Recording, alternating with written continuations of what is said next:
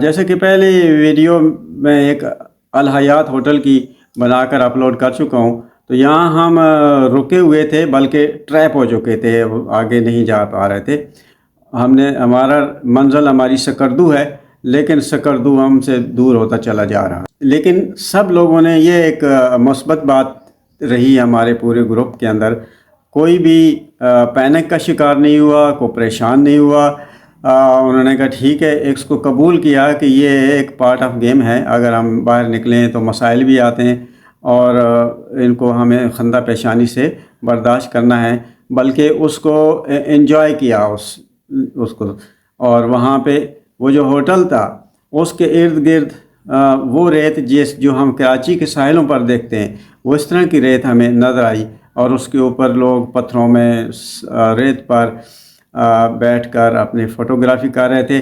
اور اس کے پیچھے اونچے اونچے پہاڑ تھے جن کے اوپر برف پڑی ہوئی تھی، یعنی برف پوش چوٹیاں نظر آ رہی تھی، اور ان کے اوپر سفید بادل منڈلا رہے تھے۔ تو یہ بڑا ایک حسین منظر تھا۔ اور دوسری پہلے جو میں بات پچھلی قسطوں میں کر چکا ہوں کہ یہ وہ پہاڑ تھے جن کے اوپر سبزہ نہیں ہے، جن پہ درخت، اونچے درخت جو ایک ناردرن ایریا کی نشانی ہوتی ہے، وہ نہیں ہیں، شاید اس وجہ سے کہ یہ زیادہ برفیلی علاقے ہیں۔ یہاں پر سردیوں کے موسم میں جب برف پڑتی ہے تو زیادہ سبزہ نہیں ہوتا، وہ جل جاتا ہے۔ اب یہ میرے لیے ایک بڑی حیرتناک چیز تھی کہ یہ وہ ریت جو ہمیں کراچی کے ساحلوں پہ ملتی ہے، یہاں وہ کیسے نظر آ رہی ہے؟ دریا تو اتنا 100 فٹ نیچے بہہ رہا ہے۔ تو اس کی پھر غور کیا تو یہ سمجھ آئی یہ بات کہ کسی زمانے میں یہ پانی کے بہنے کا جو بیڈ تھا، جو سطح تھی، وہ اسی ہوٹل کے برابر تھی، لیکن اس کے اپنا تیز بہاؤ کی وجہ سے وہ آہستہ آہستہ اس نے کھدائی کرتے کرتے اس کا بیڈ نیچے شفٹ ہو گیا اور وہ گہرائی میں چلا گیا، اور یہ ریت وہاں پہ آج تک موجود ہے۔ کچھ ہمارے فیملی ممبرز، بچے بڑے، ہوٹل کے سامنے گئے جہاں پر درخت پودے لگائے ہوئے تھے، وہ ہوٹل والوں نے خود لگائے، اور اس کا ایک گارڈن ٹائپ بنایا ہوا تھا انہوں نے، تو اس سے فائدہ اٹھایا اور وہاں گھومنے پھرنے لگ گئے۔ سڑک کے کھلنے کے انتظار کرتے کرتے رات کے 9 بج چکے تھے، اور بار بار ان کو فون کر کے پوچھ رہے تھے، جن کا فون نمبر لیا ہوا تھا ہمارے ڈرائیور نے، کہ وہ اس ٹریفک جام کے اندر تھے وہ لوگ، تو وہ صورتحال بتا سکتے تھے۔ انہوں نے بتایا کہ بھئی اب ٹریفک کھل گئی ہے، لیکن پھر بھی ہمارے ڈرائیور نے فیصلہ کیا کہ ابھی ہم نہیں جائیں گے۔ اس کا تجربہ یہی کہتا تھا کہ اگر ابھی گئے تو ٹریفک اتنی وہاں جمع ہو چکی ہے کہ ہم بھی وہیں پہ پھنس جائیں گے، تو اس لیے وہیں پہ کھڑے ہو کے انتظار کیا اور انہی ڈرائیور کے ساتھ رابطہ رکھا۔ اور جو ٹرک وغیرہ تھے اسی ہوٹل پہ آ کے کھڑے ہو گئے انتظار میں، ان کو تو کوئی پرواہ نہیں تھی، وہ آرام سے کھانا شانا کھا کے سو گئے۔ اگلے دن آرام سے وہ اٹھ کے جائیں گے جب سب کچھ کلیئر ہو جائے گا۔ ٹرک والوں کو اتنی جلدی نہیں ہو۔ ہمارے ڈرائیور کا خدشہ درست ثابت ہوا کہ وہاں سے اطلاع آئی لینڈ سلائیڈنگ والی جگہ پہ کہ رات کو 10:30 بجے ایک دفعہ پھر مٹی پتھر گر گئے اور سڑک پھر بلاک ہو گئی تھی۔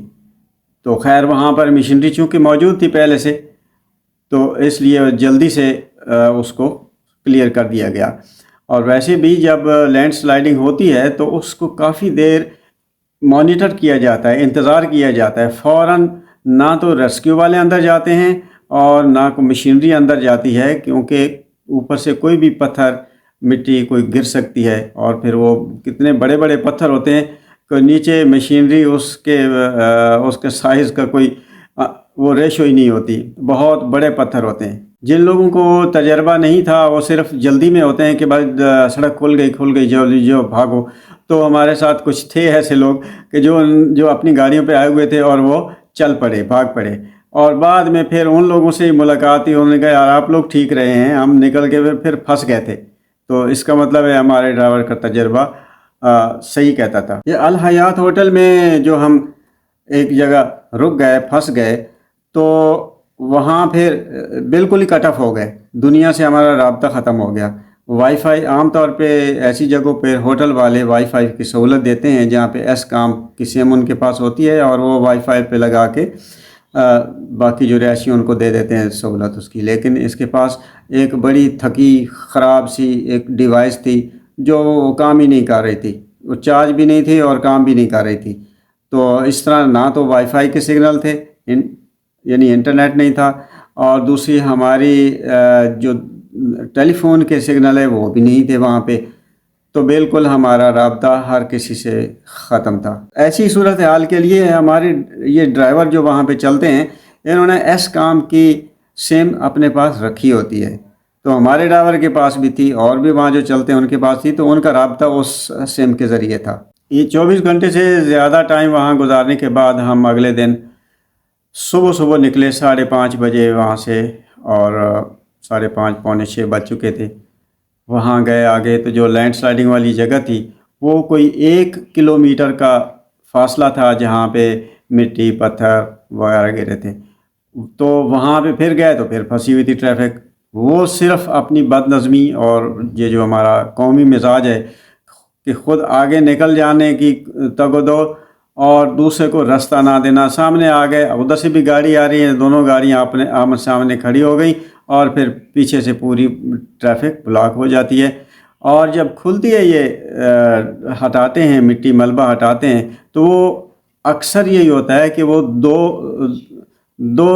گاڑیوں کے گزرنے کی جگہ نہیں ہوتی اس میں، وہ تھوڑا سا راستہ صاف کرنے کے بعد ہٹ جاتی ہے ٹیم، تاکہ ٹریفک ایک دفعہ بحال ہو جائے، چاہے آہستہ ہو سلو چلے، اس کے بعد پھر وہ دوسرا ٹریک بھی کھولتے ہیں، یعنی اس کو 2 حصوں میں وہ تقسیم کر لیتے ہیں۔ اور اس کا ایک فائدہ یہ سیفٹی بھی ہے کہ اگر کسی مٹی پتھر نے گرنا ہے تو اس کا بھی انتظار ہو جاتا ہے۔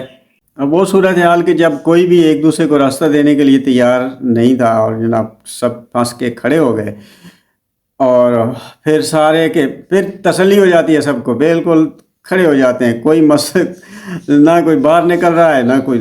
پھر ہمارے ساتھ قافلے میں موجود 3 نوجوان تھے جو شیلے تھے، اچھے ڈسپلن لوگ تھے، انہوں نے نکلے باہر اور انہوں نے ٹریفک کلیئر کروانی شروع کی۔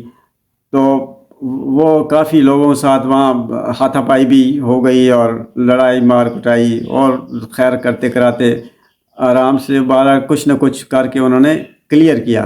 اس تگ و دو میں، اس کشمکش میں ہمارا ایک لڑکا تھا، جوان تھا، اس کا پاؤں کیچڑ کے اندر پھنس گیا۔ اتنا بڑی کیچڑ ہے، وہ 4 فٹ وہ کیچڑ نیچے ہے، دب گیا پیر اس کا، اور وہاں سے وہ نکلنا اس کے لیے مشکل ہو گیا۔ آخر اس نے جوتا وہیں نیچے چھوڑا، پھر بعد میں اس نے جوتا نکالا بڑی مشکل طریقے سے، اور جب وہ گاڑی میں واپس آئے تو ان کی ہاتھ پیر کپڑے سب کیچڑ سے بھرے ہوئے تھے، لیکن ایک انہوں نے مدد کی، اور وہاں اس وقت ٹریفک جو بلاک تھی اس کو کافی کلیئر کروایا۔ یہ جس جگہ پہ لینڈ سلائڈنگ ہوئی تھی اور اس وقت ہم کیچڑ مڈ میں اس میں پھنسے ہوئے تھے، ایک سنگل لائن ٹریفک پہ چل رہی تھی، اس جگہ کا نام ہے تتا پانی۔